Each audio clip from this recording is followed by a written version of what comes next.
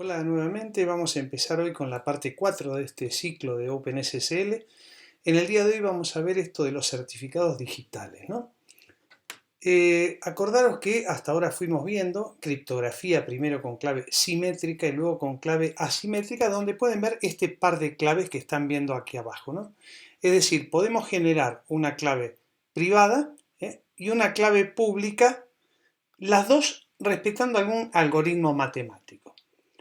Acordaros que el mayor problema que tenemos con esto es si alguien logra interceptar esa clave pública y hacérsela llegar al receptor con una clave falsa, ¿no? Ese es el ataque del hombre del medio que lo hablamos la vez pasada. Por eso es muy importante cómo se distribuyen estas claves, ¿no? Si yo tengo una empresa que es pequeña y tiene una estructura de confianza, puedo distribuirlas una persona, alguien responsable, ser él el que personalmente entrega. Esto sería una estructura de confianza. Entonces, cada uno de esos receptores que ven podría estar recibiendo la clave únicamente si se la entrego yo. Si no, no vale. Cuando la empresa crece, esto ya no me sirve. Entonces necesito tener algo más sólido. Y aquí es cuando nace el concepto de autoridad de certificación. ¿Qué es una autoridad de certificación? Es un software, una máquina aislada que genera ese par de claves, pero a su vez le mete varias etiquetas más. Estas etiquetas que le va metiendo es el formato este que vamos a ver, X509, y conforma lo que se llama un certificado digital. Y esta autoridad de certificación que están viendo acá es la que lo firma y se hace responsable de que ella emitió esos certificados. Entonces, cada una de las personas que están viendo aquí abajo recibe, a través de lo que vamos a ver en otro vídeo, que es una PKI, una infraestructura de clave pública, emite esta autoridad de certificación y firma los certificados, y la PKI se encarga de distribuirlos. Ven que ahora aparece esa letra C. Entonces, ahora hablamos de certificados digitales. Y lo que vamos a empezar a ver ahora es que tenemos dos opciones. Podemos trabajar con estructuras de confianza o podemos trabajar justamente con una autoridad de certificación, que es la que emite y firma ese par de claves junto con una serie de labels, de etiquetas más, que son las que dan origen al certificado digital. Eso es lo que vamos a tratar en la charla del día de hoy. Como están viendo acá, vamos a ver esta familia que se llama X509, cuya última versión es del mes 10 del 2019.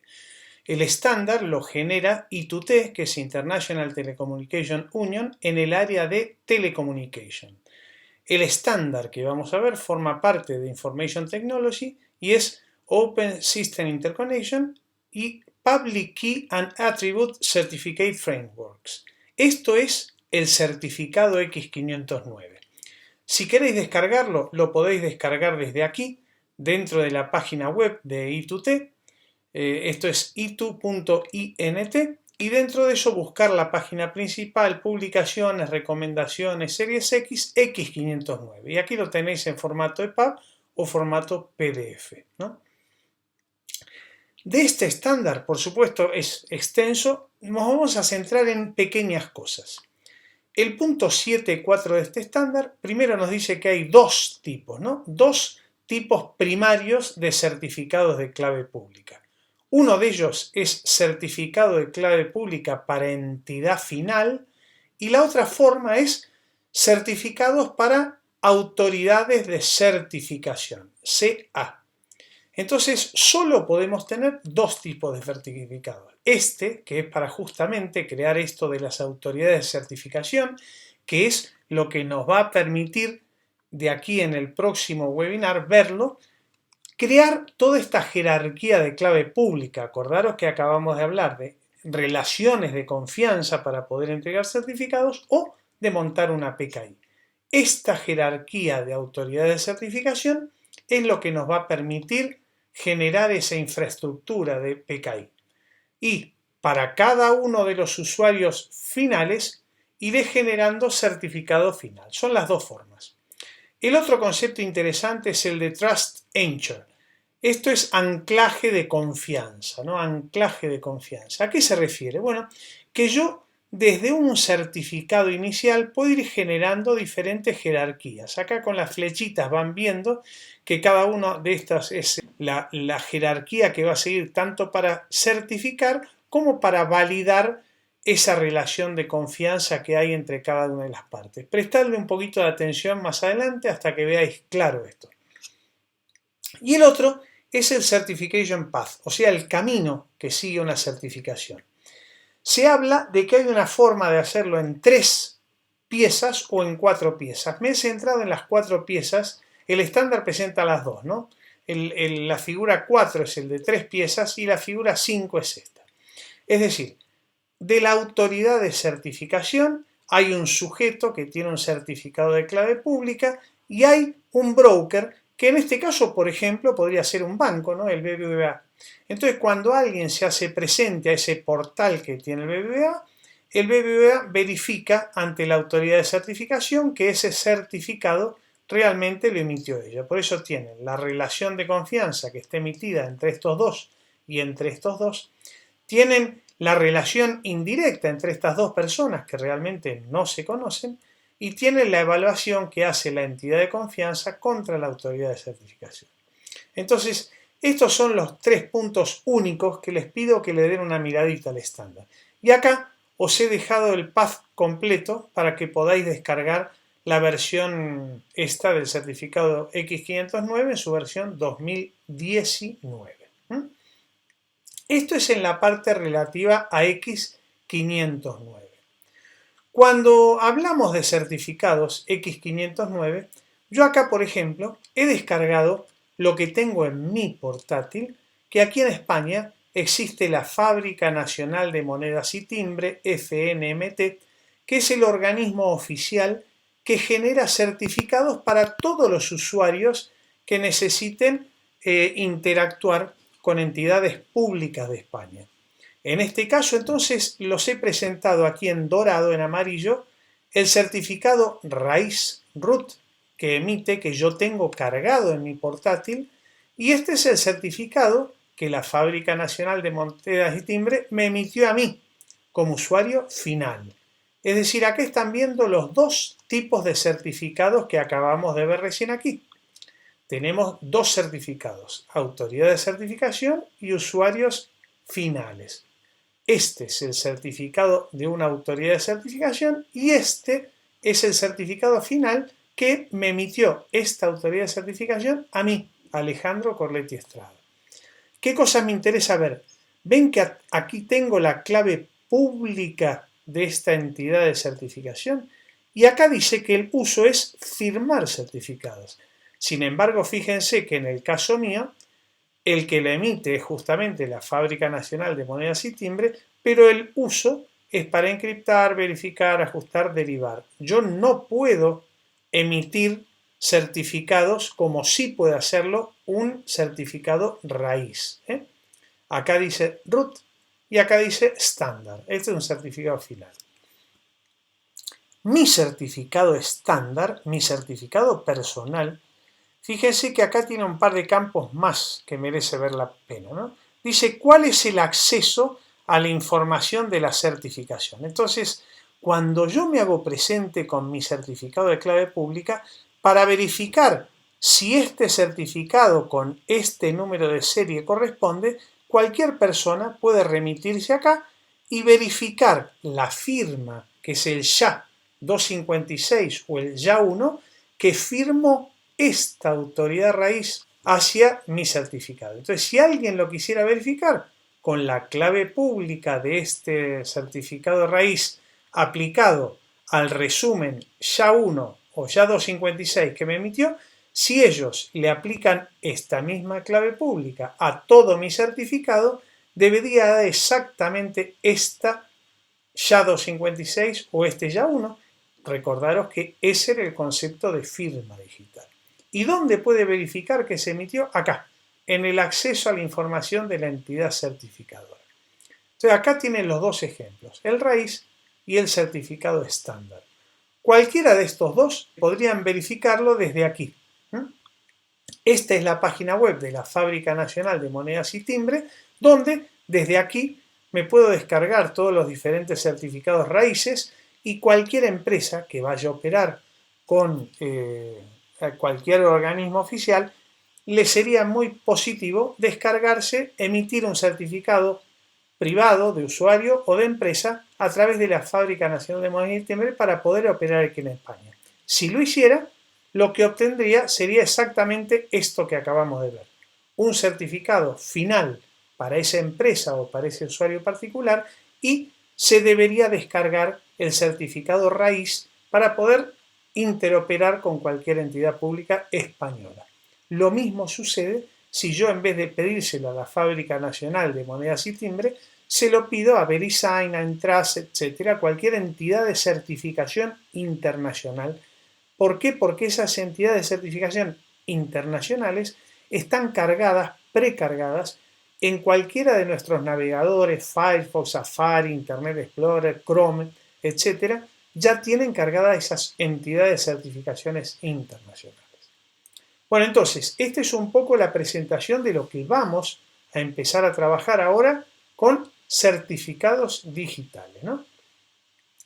Recordaros entonces que para trabajar con estos certificados, lo primero que debemos hacer, ya vimos la vez pasada cómo trabajábamos con claves públicas y privadas, ¿no? Entonces, bueno, vamos a refrescar un pelín de conceptos, vamos a generarnos una primera clave privada, en este caso para mí. Entonces me voy a generar una clave con el comando OpenSSL, generar con el algoritmo RSA una clave privada de salida que se va a llamar clave privada Alejandro, formato PEN, Privacy Enhanced Mail. Este es uno de los formatos PEN y DER que verán de certificados digitales, y le digo que lo haga con longitud 248, ls-l. Si ahora miran, ya se ha creado esta clave privada para mí. Recordaros que a partir de esa clave privada es con la que me voy a generar la clave pública correspondiente.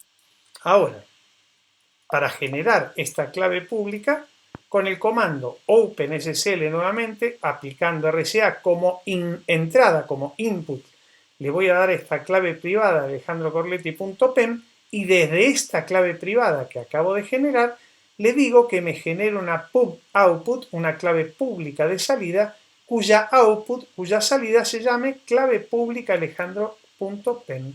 Enter. Entonces, ls-l. Fíjense que yo ahora ya tengo mi par de claves, ¿no? Las dos generadas con el algoritmo de RSA con una longitud de 2048 bits. ¿Cómo empiezo a trabajar con certificados? Bueno, ahora le voy a pedir que a partir de esta clave me vaya a generar un certificado que me permita firmarlo por alguien, ¿no? Voy a copiar este comando que están viendo acá. OpenSSL request una nueva clave, una nueva key, que va a tomar como clave la clave privada de alejandrocorletti.pem y me va a dar como salida un certificado que es CSR, Certificate Signing Request. Es una solicitud para firmar un certificado, SSL. Enter. Y ahora me va a pedir todos los campos que va a empezar a poner. País, España. Estado, provincia, Madrid. Ciudad, Moral, Zarzal, que es donde yo vivo. Bueno, lo escribí mal. Organización, compañía, dar fe. Sección, informática. Common name, Ale. Email address, acorletti @darfe.es. ¿Le voy a colocar alguna password a este certificado? Pues sí, 1, 2, 3, 4, muy importante. La repito, 1, 2, 3, 4. Enter. ls-l. Fíjense entonces que tengo el certificado para firmar, o sea, Certificate Signing Request, este formato, ¿no? Si lo quisiera ver, por supuesto que yo ya podría empezar a verlo, y con el comando OpenSSL AS1, que es el formato, parsee como entrada el certificado Alejandro para firmar CSR. Y lo que veo son todos los campos que acabo de entrar recién. El país España, Madrid, Mora del Zarzal, la empresa es Darfe, el área informática, el apodo Ale, mi mail a Corletti, RCA Encryption, contraseña 1234, 1234 y ya tengo, el objetivo es que aplique RCA Encryption. Entonces, ahora necesito que alguien me firme ese certificado. Seguramente muchos usuarios de Linux en algún momento han visto esto de generar un certificado autofirmado que se utiliza para validar un desarrollo, etc. Entonces, en este momento, yo me voy a autofirmar. Pero vamos a estudiar bien este comando, porque fíjense que yo ahora le estoy diciendo OpenSSL X509 request, que me dé una validez de 1 año y como entrada sea el certificado de Alejandro para firmar, el Certificate Signing Request, y que lo firme con la clave privada de alejandro.pem. O sea, acordaros que con la clave privada se firmaba porque cualquiera que le aplique la clave pública a eso va a verificar que lo firmé yo y solo yo. ¿Por qué me detengo en esto? Porque el día de mañana, cuando nosotros trabajemos con PKI, autoridades de certificación, la única diferencia es que en vez de firmarlo Alejandro, lo va a firmar ese root que acabamos de ver recién. En el caso de mi certificado de la Fábrica Nacional de Monedas y Timbres, que acabáis de ver estándar, lo único que hizo la Fábrica Nacional es generar exactamente esto que están viendo acá, pero en vez de firmar con Signing Alejandro, firmó con el certificado raíz de la clave privada que tiene la Fábrica Nacional de Monedas y Timbres. Entonces, en este caso, reitero, esto que están viendo es autofirmado, me lo autofirmo yo con esa clave privada que acabo de generar. En el próximo webinar, cuando veamos cómo montar esa infraestructura de PKI, lo que vais a ver es exactamente estos mismos pasos, pero el primer certificado que genere, en vez de ser para Alejandro, va a ser el certificado root de toda mi PKI. Y a partir de ese certificado root, yo puedo crear una subroot, una sub-CA, una subautoridad de certificación para la empresa de Madrid, una sub-CA para la empresa de Cataluña, una sub-CA para mi empresa en Valencia. Entonces, cada una de esas va a tener su propia sub-CA root. Y cada certificado que se genere en Valencia, en vez de firmarlo con la signing clave privada de Alejandro, lo va a firmar con la root de mi sucursal en Valencia, que ya me la firmó la root global de toda mi organización. Y ahí estoy montando esa jerarquía de certificación para toda mi organización. Bueno, ahora me lo autofirmo yo. Enter. Perdón, no le puse la salida. En este caso, espacio, que me saque como output el certificado final de Alejandro CRT. Enter. Entonces, ven que por defecto, subject, España, ST, Madrid, Moral Zarzar, organizaciones, Darfe, áreas informática, common name, Ale, email address, etc. Entonces ya me generó. Si quisiera verlo, al igual que acabamos de ver,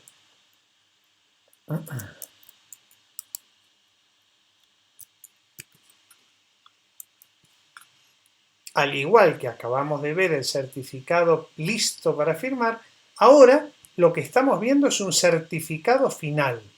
Yo le he puesto formato CRT.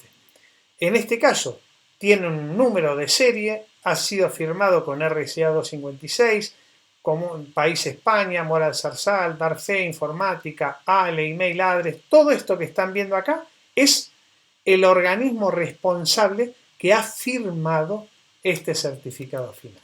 Entonces, vamos a ver todos los pasos. Primero, generamos una clave privada. A partir de esta clave privada, generamos una clave pública. A partir de esta clave pública, generamos un certificado, que yo lo llamé por razones didácticas, certificado para firmar. El formato estándar que se suele usar para esto es Certificate Signing Request. Luego de este certificado, generé un certificado CRT extensión final para Alejandro Corletti, que reitero, este certificado en este caso fue autofirmado, porque lo firmé con la clave con la clave privada de Alejandro Corletti. Si yo quiero montar una PKI, cada certificado que emita ya no va a ser autofirmado, sino que va a ser firmado con la clave privada de esa autoridad de certificación, de esa CA que yo generé como primer certificado de toda mi organización. Vamos a hacer un ls-l. Ven que acabo de crear un ficherito que se llama pptxt, que como siempre le he colocado el valor 1, 2, 3, 4 como algo sencillo para que podáis ver cómo funciona. Entonces, si queremos criptografiar, el comando va a ser OpenSSL smime secured multipurpose Internet Mail Extension, porque acordaros que la extensión PEM que nosotros habíamos puesto en nuestro certificado era Privacy Enhanced Mail, ¿no? Entonces vamos a utilizar smime encriptado en binario utilizando el protocolo AES-256 cifrado de bloques de cadena. Como entrada, como input, le vamos a dar el fichero pptxt, como salida pptxt smime, que es el formato con el que vamos a criptografiar, y vamos a utilizar como entrada DER. Acordaros que era el formato PEM y el formato DER, habíamos dicho que son los dos que contempla el X509. Y que tome para esta criptografía el certificado final de Alejandro CRT. Ya lo hizo, si hacemos ls-l, vemos que tenemos un nuevo fichero que es pptxt smime. Si hacemos un cat de pptxt smime, vemos que ahora el fichero me guarda los valores con los cuales fue criptografiado, los campos iniciales de ese certificado, pero el fichero ya es jeroglífico, ¿no? Ya es no visible. Si quisiéramos desencriptar ese fichero, pues la función sería la inversa, pero lo interesante es que ahora